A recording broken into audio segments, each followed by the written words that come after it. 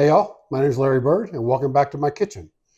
Well, here it is, 2025. Hope you guys had a happy Christmas and a happy New Year. I obviously had a really happy Christmas. My lovely daughter-in-law and my son got me this really cool handy dandy apron. They sewed my logo right on the front of it here. Really cool. I'm very proud of it and very happy. I actually get now to wear an apron when I cook. I've never done that before. So I'm really going to enjoy that. Thank you very much, Andrew and Katie, for that. Again, I'll put it to great use. Okay, so here we go. First video of 2025. Like I said, I took a bit of a vacation over the holiday season. Didn't produce any videos. Getting back into it now for 2025. And I'm going to start the year off with the best chocolate chip cookie recipe ever. Really easy, but it turns out fantastic. Okay, here we go. Okay, as you guys know, I like to get my ingredients together first. So all the ingredients for this are spread out here on the counter. First is the three cups of all-purpose flour I used unbleached. Also in here is 1 teaspoon of kosher salt, 1 teaspoon of baking soda, and a half teaspoon of baking powder.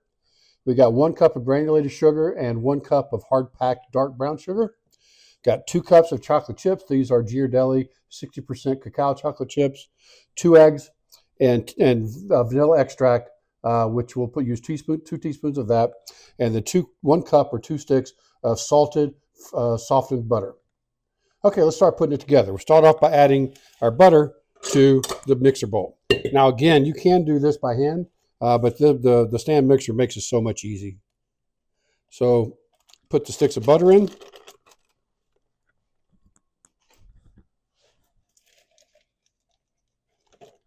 And just like other recipes that we've done already, we'll start off by creaming the butter, which means we'll use the paddle attachment in the mixer.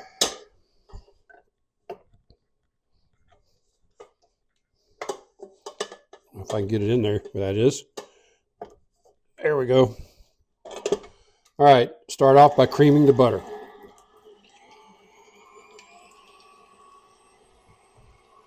Just keep this running until it gets nice and soft and kind of a light, airy consistency. And you'll also notice that the color actually lightens up as it creams as well. And once this gets done, then we'll add our sugars and cream the sugar to the butter. And then we'll start adding our eggs. We'll do those one at a time. We'll add the 2 teaspoons of vanilla extract, and then we'll start putting the flour in. Oh, and by the way, I've got my oven preheating to 375. It's been that way for quite a while. I like to start my oven at least a half an hour before I'm going to use it. With today's modern ovens, I mean, the ones that you normally get, they don't hold temperature extremely well, especially if you open the door a lot. So I like to get it set and stabilized at the cooking temperature so that hopefully it'll stay consistent it'll stay more consistent. Let's go ahead and pour all the sugar in there. Again, a cup of white sugar, a cup of hard-packed dark brown sugar. You could also use light brown sugar, but I like the dark brown because of the more of the molasses flavor that you get with the dark brown. Now again, we're just going to cream the sugar with the butter until it becomes nice and smooth. It starts kind of pulling off the bowl a little bit. Okay, I think the butters and the sugars are nicely creamed now. I'm going to add our eggs one at a time. Again, turn it off. Splash 1 egg. Combine.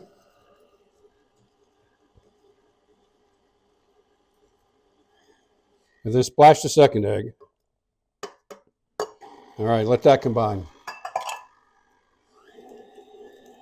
Now, once again, you've also got a spatula that you can use to scrape down the bowl if needed.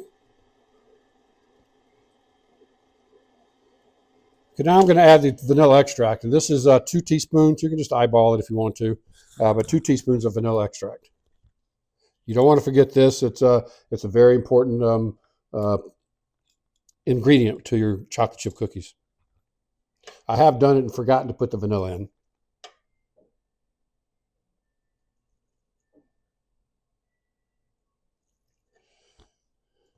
Again, about 2 teaspoons of vanilla extract. And mix it to combine. So now we're going to start adding our flours. And for this, I forgot I had this in some of my previous recipes. I'm going to take advantage of this handy dandy tool, which attaches to the top of the mixing bowl, allows you to add the flour without exploding and going all over the place. It just sits right on top. It gives you a nice little place to add the flour, and as you do it, it keeps it from splashing out all over your kitchen. So start off by adding the first set of the flour. We're just going to do this about a cup at a time, roughly, and combine it as we go. Okay. See, that keeps the flour from exploding up into your face or your kitchen. Pretty handy dandy tool.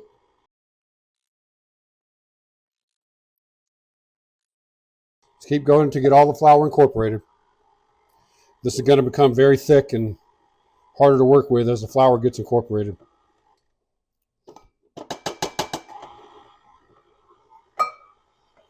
Okay, last little bit coming up here.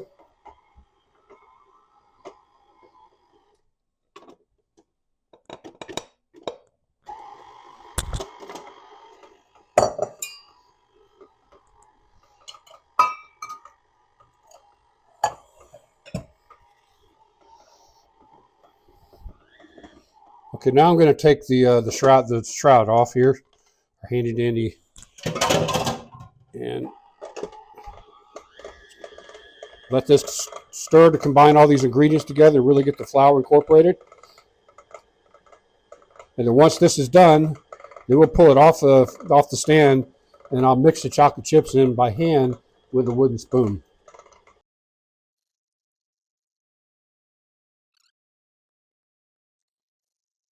Okay, now a nifty little trick is your mixer paddle is going to be covered up with cookie dough. One way to help get it off, to make it easier to use the spatula, get the rest of it off, is slowly lower the bowl and turn up the speed of the mixer as you slowly lower the bowl, and it'll sling all the cookie dough off of the paddle. Now you can pull the paddle off, and you've only got a little bit of cookie dough left on it, which you can scrape off with a nice small spatula.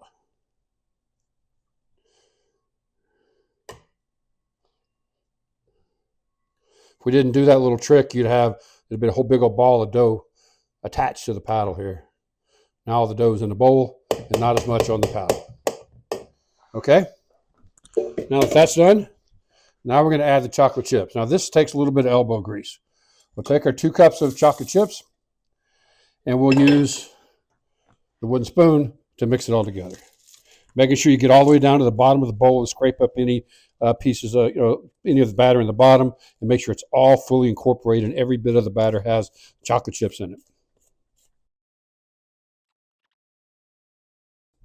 Okay, there you have it. Chocolate chip cookie dough. Ready to go in the oven. I've got the oven preheated. I've got 2 big baking sheets lined with parchment paper that I'll use a scoop and scoop the batter out into cookies, and then we'll bake them in the oven. Be back. Okay, so now it's time to start making some cookies. So I'm going to use a scoop. This is about a tablespoon scoop. I'm going to scoop out the dough to 1 scoop size, roll it into a ball, place it on the cookie sheet. Now you're going to get about 8 of these cookies per cookie sheet. These are lined with parchment paper, and you don't want to put them on here too densely. You want to keep them spread apart so they don't all melt together. So just keep doing this and putting them on the sheet until you get to both sheets filled, and then they go in the oven. Oh, by the way, also I'm using my thumb or finger to kind of flatten down the middle of it, so they'll spread out a little bit better when you cook them. Otherwise, they get kind of weird in the middle.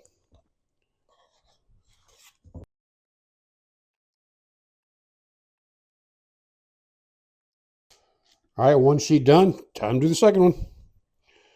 By the way, I also got 2 smaller cookie sheets that are also lined with parchment, so I can fill them up while the big ones are cooking, because you're going to get probably a little more than 30 cookies out of this recipe.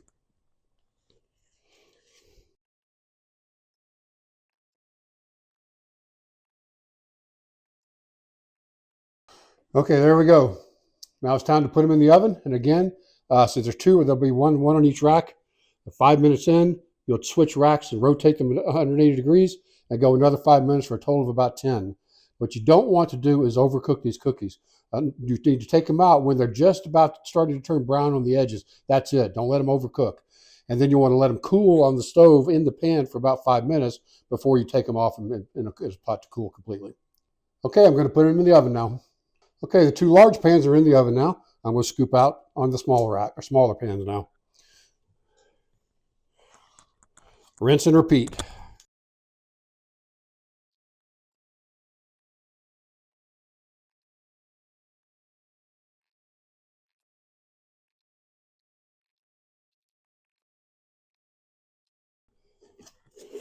Scrape and get every bit of goodness out of this bowl. Don't want to waste any of it, especially not any of those chocolate chips.